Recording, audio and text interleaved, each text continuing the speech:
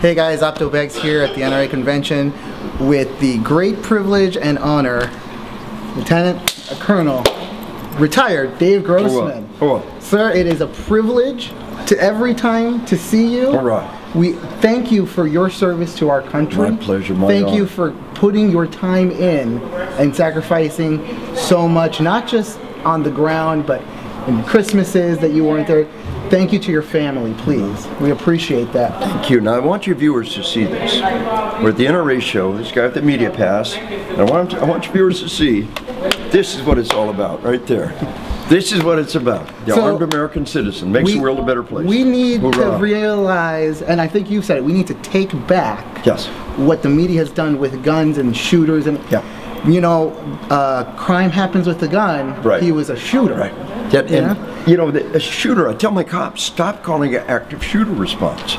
We'd be real busy during deer season, right? It's an active mass murder response. You're a shooter. You might even, cop might even be a killer. You might have to take a life. You're not a murderer. Never. There's all the difference in the world. We shoot. You shoot. We go out. We go. We're shooters. We enjoy it. It's a sport.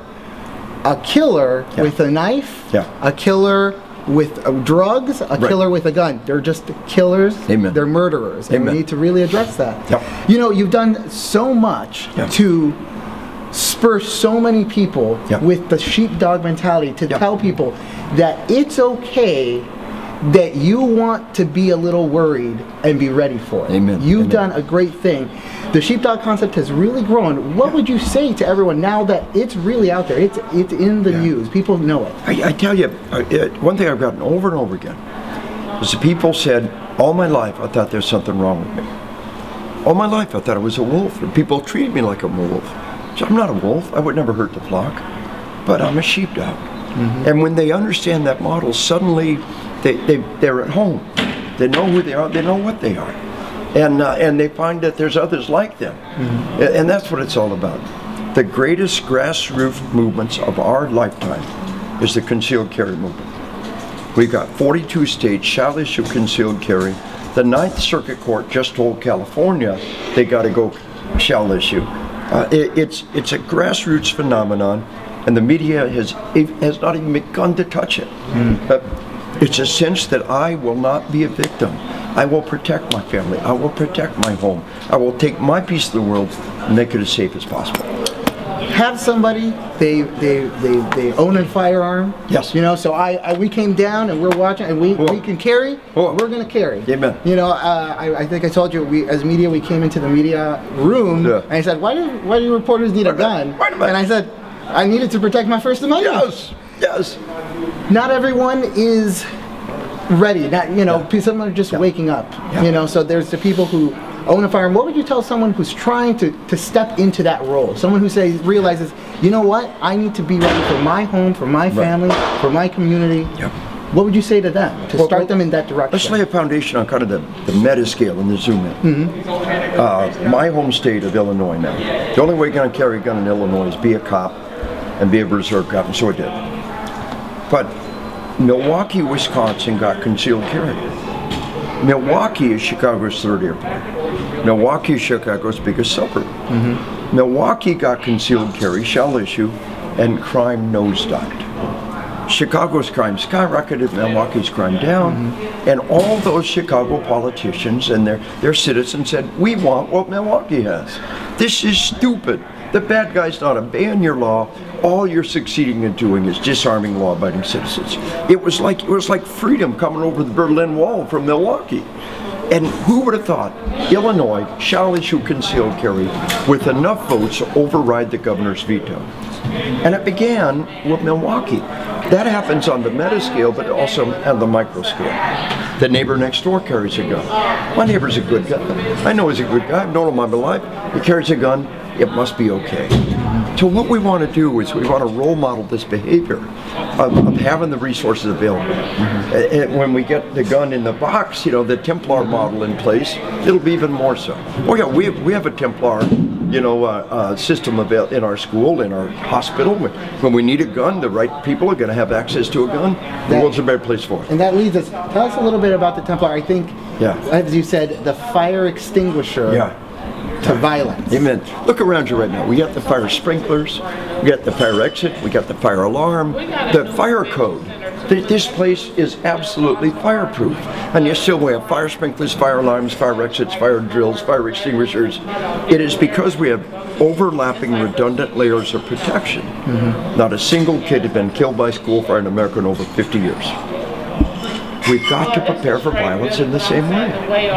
Now, carrying a gun around is very effective, but to do it year after year, to keep it concealed, to have the extra magazines, it's a pain in the butt. You know, and people have accidents. You know, it happens in police stations. It's a real world with real things. You drive a car long enough, accidents happen.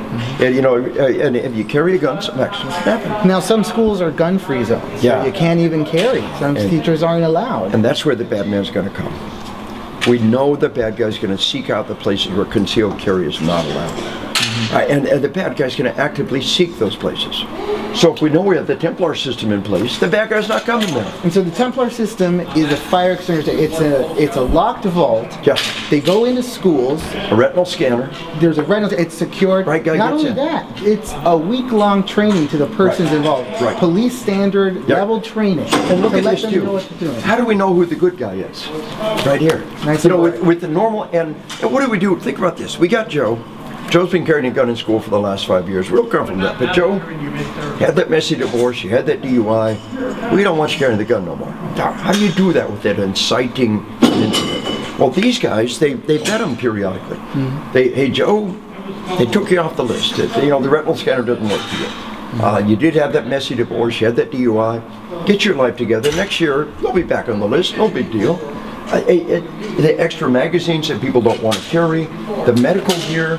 Who's the good guy? The guy wearing this. Maintenance, if you carry a gun on your body, the crud, the perspiration, the condensation accumulates. You need armor level maintenance, at least once a year. And with this, you got it. This is a great system. We're going to go ahead and we're going to be spotlighting this. Cool. Let me ask you before we go, a couple closing thoughts, real brief. Number one, what do you think that everyone can do with violence is growing? You know, unfortunately, those scumbags are getting in. They're doing the things that we fear. What would you say to people who are scared to get ready for it? Our founding fathers knew there would be days like this. The French-Indian War is really where George Washington was a young British officer in the French-Indian War. And the French actively paid Indian tribes to wipe out British settlers. It was terrorism. It was a terrorist over the hill that'll come and wipe out your settlement. And so we were born in response to a terrorist threat. We had to take care of ourselves. The French-Indian War was actually a world war. The Brits and the French were at war around the planet. It was one of the first true world wars. And we were left to our own devices. The British Empire wasn't able to come over. We had to save ourselves. Well, then it became time for the American Revolution, and we really are products of that guerrilla warfare. Our founding fathers knew there would be bad people over the hill that would come kill us. They carved the DNA, the Second Amendment carved into the DNA of our nation. There is an answer, and the answer is to arm and train and prepare yourself. Get your concealed carry. Get that concealed carry. Get trained. Yes. Get to the range. And listen. Get out and practice. If you put 50,000 golf balls in the basement, hit the golf course twice a year, can we all agree nobody's impressed with what a great golfer you are? You squirrel 50,000 rounds of ammo in the basement, hit the range twice a year, nobody's impressed. The 50,000 rounds of ammo in the basement don't do you no damn good. It's the rounds in the weapon right now on your body going to hit. And the only way you make sure that weapon is hitting the target is practice, practice, practice. So that's what makes it happen. Get out there, get trained. NRA, we're at the NRA, great resource.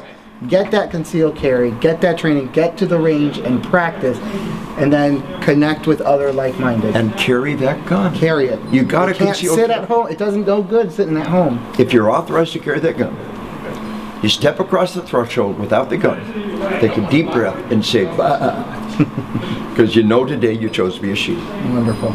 Sir, it is a privilege and an honor. Thank you so much. We appreciate you giving us some time. Thank you so much, sir. God bless you. God bless you. Watch over you, my friend. Thank you. Oh.